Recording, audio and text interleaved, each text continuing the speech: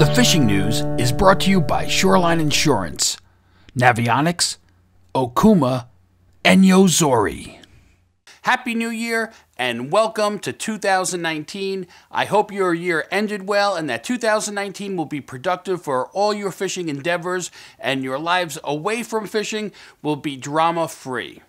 The year did end exceptionally well for Luke Feeney, our correspondent from Sheepshead Bay, with his 14.2-pound tog he nailed last Sunday. After taking the photo, he then released this fish. This kid fishes hard, and I'm looking forward to his reports in the upcoming year. Luke did report to me that there are some herring caught off both the Coney Island and Canarsie Pier. Looks like the only game in town now is cod. Now that the sea bass, porgy, and blackfish seasons are officially closed, the Viking fleet out of Montauk reported that the fishing was a pick and they had to move around quite a bit to make an okay day of fishing. To the west, on the Captain Al at a point lookout, Captain Tom said the cod fishing improved on Sunday with a fair number of fish. He added the inshore fishing is still off, but there was the first showing of cod in deeper water, along with lots of ocean pout and some dogfish. The Captain Al sails for cod every day at 6 a.m. And here's a quick list of the boats that are sailing when the weather is cooperative. In Montauk, we have the CY4 and the Fin Chaser, the Viking Fleet, and in Shinnecock, we have the Shinnecock Star, and Capt, the Laura Lee Express. Further west, we have the Captain Lou out of Freeport, and sailing from Point Lookout is the Captain Al and the Super Hawk.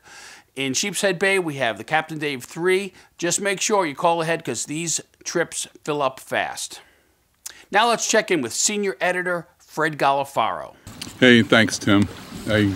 Really nothing going on as far as surf fishing action goes, the surf fishing activity, but there are a couple of events coming up that you might want to attend, and I'd suggest you attend. One is the Montauk Surfcasters meeting coming up in January. That's January 12th on a Saturday, 12:30 p.m.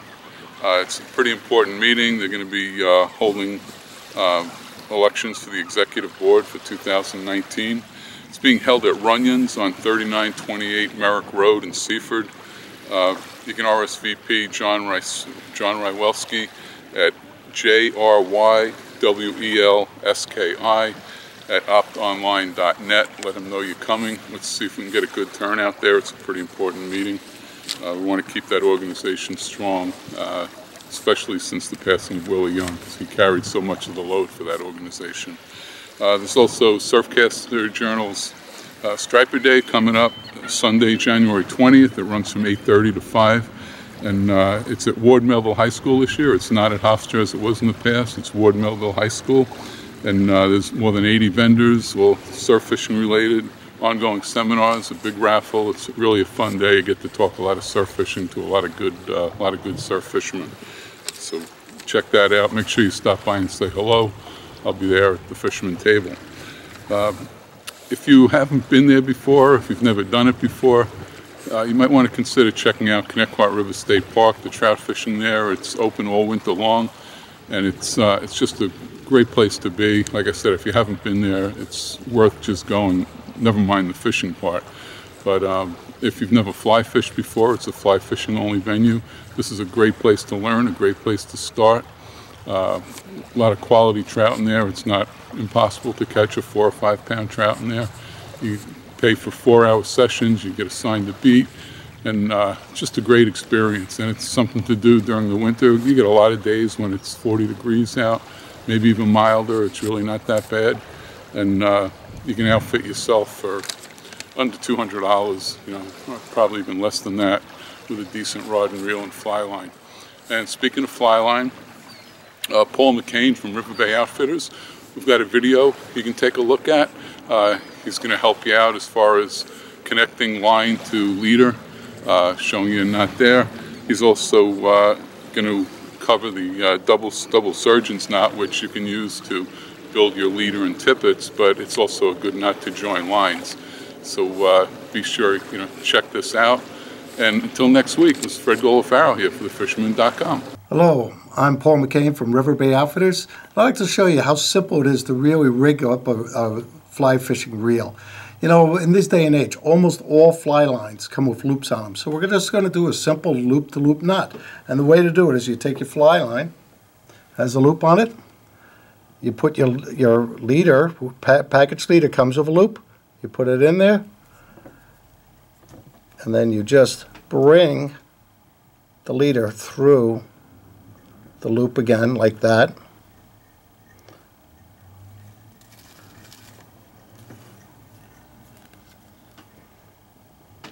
And then when it's all said and done, it should look almost like a square knot. And that's simple. They're all come like this now. Easy to do, loop to loop, very simple. Now, to attach a tippet to your leader, because you don't want to keep cutting back the leader. The leader is tapered. If you keep cutting back the leader, it's going to get thicker and thicker. So you add tippet to it with a knot. And we're going to use a very simple knot, a double surgeon's knot. And I mean, you're going to use 2 different color lines, so you can get the red is going to be your leader, the chartreuse or yellow line is going to be your tippet. You just lay them next to each other, roll them over, make an overhand knot, bring the tag end through twice,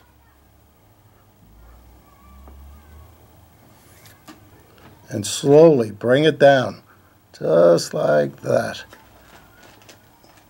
I usually put a little moisture on the knot just as I pull it so it seats nice, and it should just look like that. Simple knot. Anybody could do it. The weather is looking marginal for the weekend with wind and rain, so if you can't get out and fish, consider checking out one of the Fisherman's videos from a few years back. In this episode of the Fisherman TV, we travel to Rhode Island for some deep water fluke action, then do a 180 and fish the south shore of Long Island for fluke in the shallows of Mauritius. We then finish up in New Jersey with some hot sea bass action. We have a link up in the corner and at the end of the video.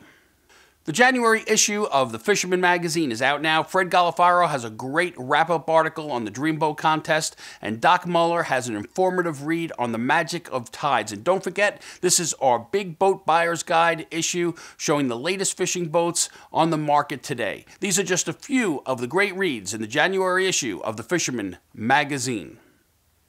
If you'd like to be part of our weekly video fishing forecasts, we're looking for social media savvy anglers for hyperlocal reporting from around the New York and Metro Long Island area. So if you're a captain, tackle shop, or just an avid angler, contact me at libayrat@gmail.com. For links and more information, be sure to check out this video's description on YouTube. And remember, like our video, subscribe to our YouTube channel, and be a subscriber to the Fisherman magazine to be part of the Dreamboat contest.